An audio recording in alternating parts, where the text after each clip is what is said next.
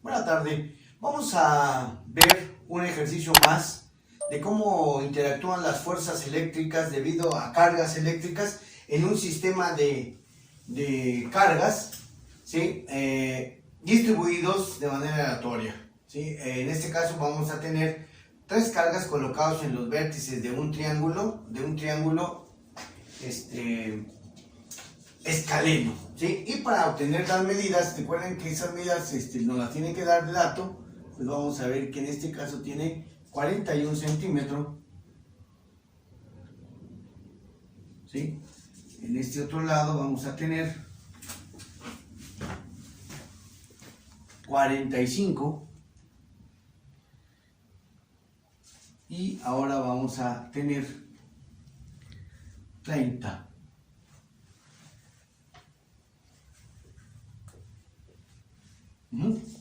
Esas son las distribuciones de nuestro triángulo, ¿sí? Con sus respectivos ángulos, ¿ok?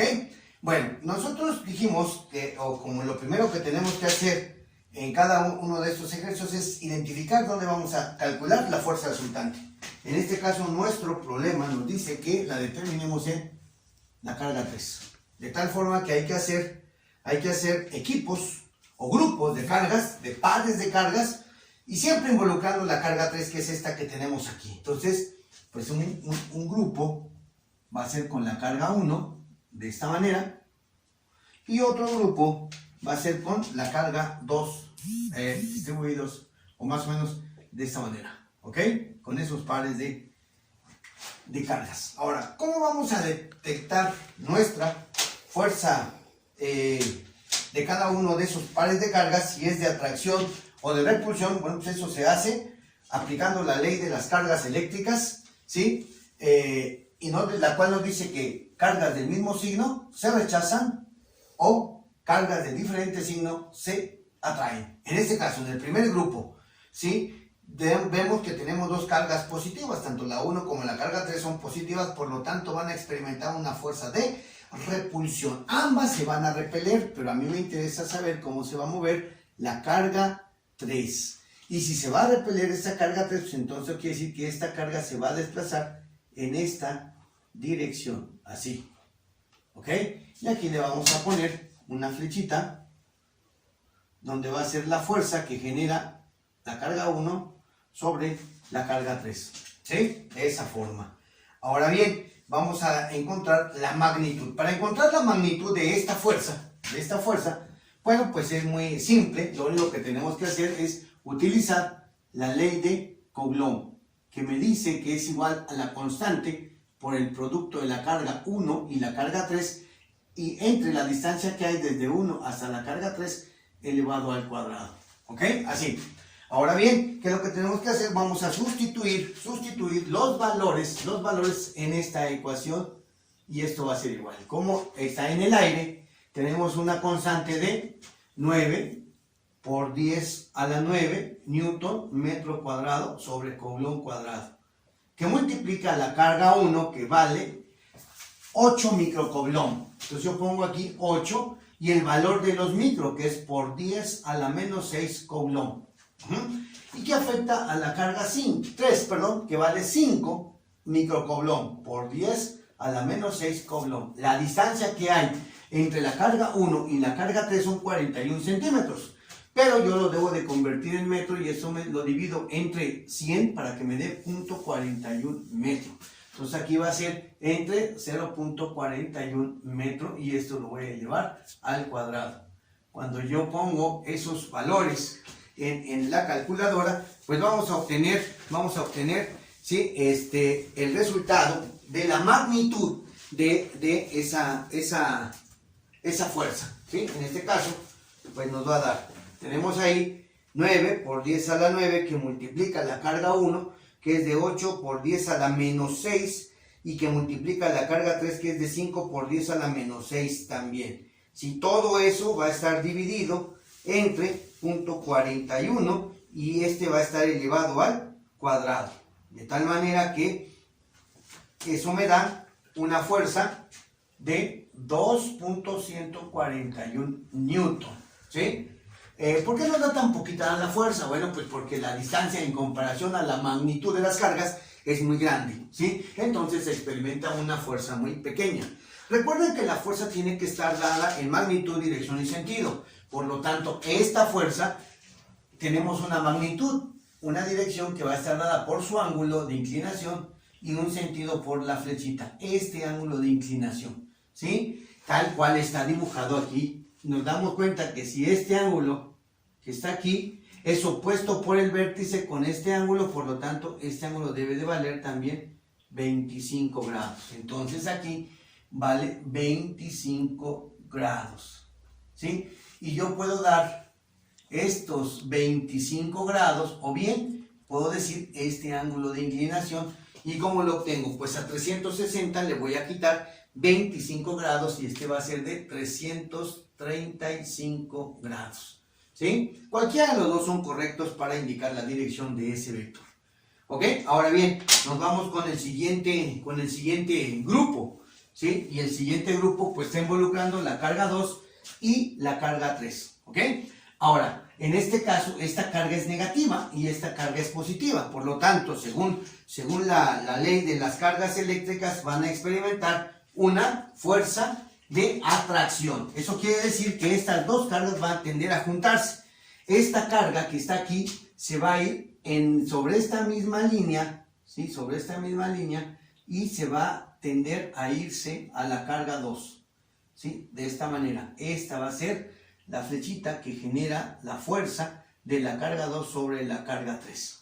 Ahora, de la misma forma, para encontrar su magnitud, pues yo utilizo la ley de Coulomb, que me dice que la fuerza eléctrica de 2 a 3 va a ser igual a la constante por el producto de la carga 2 y el producto de la carga 3 entre la distancia que hay de la carga 2 hasta la carga 3 elevado al cuadrado. Nuevamente, hago mi sustitución donde mi constante vale 9 por 10 a la 9 newton metro cuadrado sobre Coulomb cuadrado, ¿sí? Y esto va a ser multiplicado por la carga 2, que vale menos 12 micro, pero recuerden que nosotros no ponemos el signo para fines de cálculo, solamente pondremos 12 por 10 a la menos 6 Coulomb. Y la carga 3, que vale 5 por 10 a la menos 6 Coulomb. La distancia que hay es de 45 centímetros, de tal manera que si yo lo convierto en metros, lo divido entre 100 y me va a dar 0.45 metros, de tal forma que aquí va a ser 0.45 metros elevado al cuadrado. ¿Sí? Nótese que ahí aumenta la magnitud de una de las cargas, pero también aumenta la distancia, ¿sí? Entonces eso se va a compensar y en función de esos valores va a ser la magnitud de la fuerza que tenemos. Ponemos esos datos en nuestra calculadora, ¿sí? Y vemos qué obtenemos. Entonces ahí tenemos 9 por 10 a la 9, que es mi constante, que multiplica a 12 por 10 a la menos 6, que multiplica a 5 por 10 a la menos 6. Todo eso va a estar dividido, ¿sí? Entre 0.45 y eso lo elevamos al cuadrado. De tal manera que esto va a ser igual a 2.666. Entonces aquí vamos a tener 2.666 newton. También va a tener una inclinación, una dirección y un sentido. Vean mi figura, ahí yo lo voy a obtener y está en el tercer cuadrante, ¿sí? Entonces yo más o menos aquí a mano alzada digo que este ángulo va a ser su dirección de mi vector, que en la figura me expresa que vale 15 grados. Entonces aquí va a ser de 15 grados. Bien, yo puedo decir, o bien dar este ángulo que va de aquí, del origen hasta donde se encuentra el vector, ¿sí? Y entonces le voy a sumar a 15, 180, y entonces este ángulo grande va a ser de 195 grados. Cualquiera de los dos es correcto. Vuelvo a repetir, cosa que yo ya había comentado anteriormente. Si ustedes utilizan el ángulo grande, les va a dar por default los signos en las componentes rectangulares. ¿Y por qué hablo de componentes rectangulares? Bueno, porque aquí nos damos cuenta que tenemos dos vectores, los cuales no forman un ángulo de ni 90 ni de 180 grados, por lo tanto no los puedo sumar. no los puedo sumar, de tal manera que nosotros vamos a utilizar una herramienta de las matemáticas que me permita hacer esa suma, ¿sí? Y para eso voy a representar aquí un sistema también de coordenadas en donde voy a dibujar a mis vectores. Y entonces aquí yo observo que mi vector 1 está por acá, ¿sí? Es a mano alzada, no tiene mucho que ver en la posición, porque lo que me interesa ver es el concepto, ¿sí? Y el vector 2, 3 está un poco menos inclinado.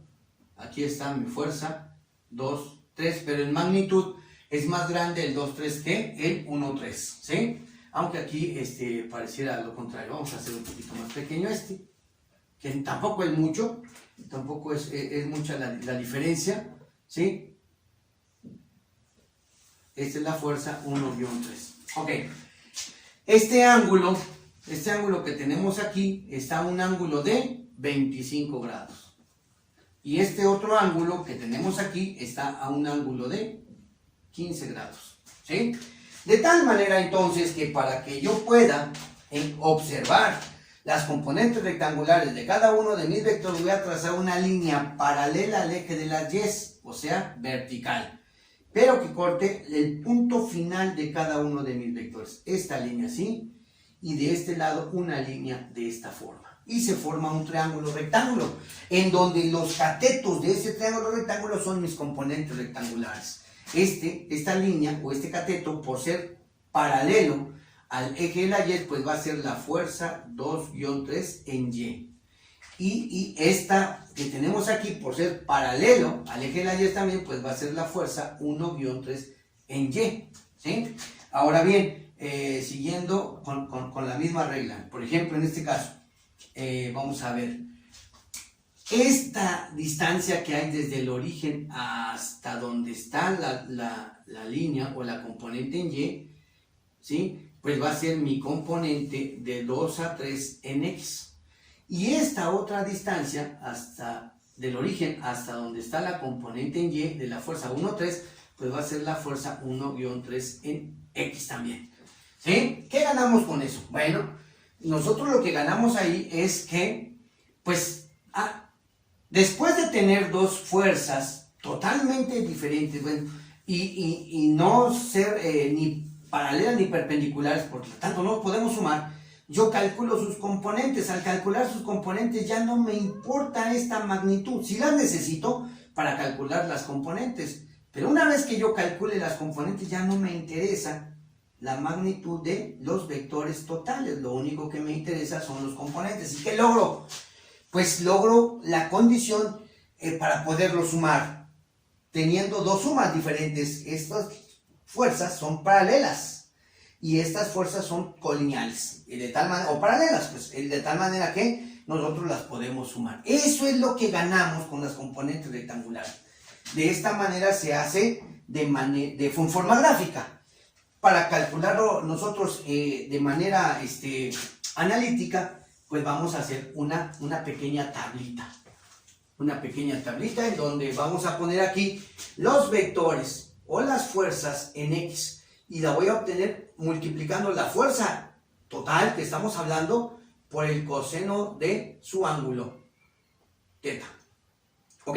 Entonces, por ejemplo, en este caso, para la fuerza 1-3, ¿sí? Vamos a hacerlo para la fuerza aquí. Decimos para la fuerza 1-3. Si quieren, podemos ponerla todo. O bien, únicamente poner aquí. La fuerza 1-3 en X. ¿Cómo voy a obtener la fuerza 1-3? Aquí me lo dice. Tu fuerza total. ¿Cuál es la fuerza total que genera esta componente? Bueno, pues va a ser mi fuerza 1-3 y la voy a multiplicar por el coseno de su ángulo. Y vemos aquí en nuestra figurita, ¿qué coseno? De 25 grados. O bien, si ustedes quieren, y lo pueden hacer en casita, lo pueden hacer con el de 335. Ustedes se van a dar cuenta que ¿qué va a pasar con el signo? Que para cuando yo utilizo 25, yo debo de obtener mis signos de esta figura. Es importante esta figura. Y cuando yo utilizo este ángulo grande, pues ya me lo da por default el cálculo. ¿Ok? Bueno, siguiendo aquí. Si yo, por ejemplo, quiero saber cuánto vale la magnitud de la fuerza 1-3, pues aquí está. Aquí está, entonces esto vale 2.141 newton que multiplica al coseno de 25 grados. ¿Y cuánto va a ser eso? Bueno, para saber la magnitud de las componentes en X, ¿sí? Entonces tengo que aplicar eso, 2.141 por el coseno de 25 grados, ¿sí? Y entonces eso me da igual a 1.940. Entonces aquí me da 1.940 newton, ¿sí? Y fíjense dónde está la fuerza. Ah, pues va hacia la derecha, por lo tanto este debe tener un signo positivo, ¿ok? Seguimos de la misma forma, pero ahora vamos a buscar las componentes en Y, y para obtener la componente en Y multiplicamos la magnitud de la fuerza total, pero ahora por el seno de su ángulo. Para esta misma, ¿cómo me quedaría? Bueno, pues me quedaría aquí que la fuerza de 1 a 3, pero en Y va a ser igual a la magnitud total de esa fuerza, que es la de 1 a 3, pero ahora por el seno de 25 grados también. Otra vez, ¿cuánto vale la fuerza 1 a 3? Pues ahí lo tenemos, o allá tenemos que vale 2.141 newton, y todo esto lo voy a multiplicar por el seno de 25 grados. ¿Y cuánto me va a dar? Pues eso va a ser igual a, lo hacemos en nuestra calculadora, 2.141 por el seno de 25. Y esto va a ser igual a, 0.904 newton. Y vemos en nuestra figurita, ¿hacia dónde va? Vean, ¿hacia dónde va? Hacia abajo. Entonces esta va a ser, o va a tener un signo negativo. 0.904. ¿Estamos de acuerdo? De esa manera nosotros calculamos las componentes rectangulares, ¿sí? De un vector, tanto en el eje de las X como en el eje de las Y. Y hacemos lo mismo para ese es el otro vector. Y si hubiera más vectores o más grupos aquí, pues entonces yo voy a hacer exactamente lo mismo para todas las magnitudes de las fuerzas eléctricas. En este caso, ahora voy a encontrar la componente en X y en Y de la fuerza 2, 3. Entonces yo digo aquí, la fuerza de 2 a 3 en X va a ser igual a la fuerza de 2 a 3 por el coseno de su ángulo. En este caso, un ángulo de 15 grados. 15 grados. Y esto va a ser igual. ¿Cuánto vale la fuerza de 2 a 3? Aquí está. Eso vale 2.666 newton por el coseno de 15 grados. Y esto va a ser igual. Entonces aquí nosotros multiplicamos 2.666 por el coseno de 15 grados. ¿Sí? Y eso me va a dar 2.575 newton también. Veamos aquí mi figurita, ¿hacia dónde apunta esta fuerza en X23? Pues nos damos cuenta que apunta hacia la izquierda, por lo tanto, todas aquellas fuerzas que apuntan hacia la izquierda son negativas, ¿sí? ¿Ok? Perfecto. Si nosotros utilizamos el ángulo mayor, por ejemplo, de 195, me daría negativo, ¿sí? Ahora, siguiendo la misma regla, pues vamos a encontrar la fuerza de 2 a 3, pero en Y, que va a ser igual a multiplicar la fuerza total de 2 a 3, pero ahora por el seno de 15 grados. Y esto va a ser igual. La magnitud total de la fuerza 2-3 me dice que es 2.666 newton, que multiplican por el seno de 15 grados. Y esto va a ser igual ahí, ¿sí? Y hacemos esta operación de 2.666 por el seno de 15 grados, ¿sí? Y me da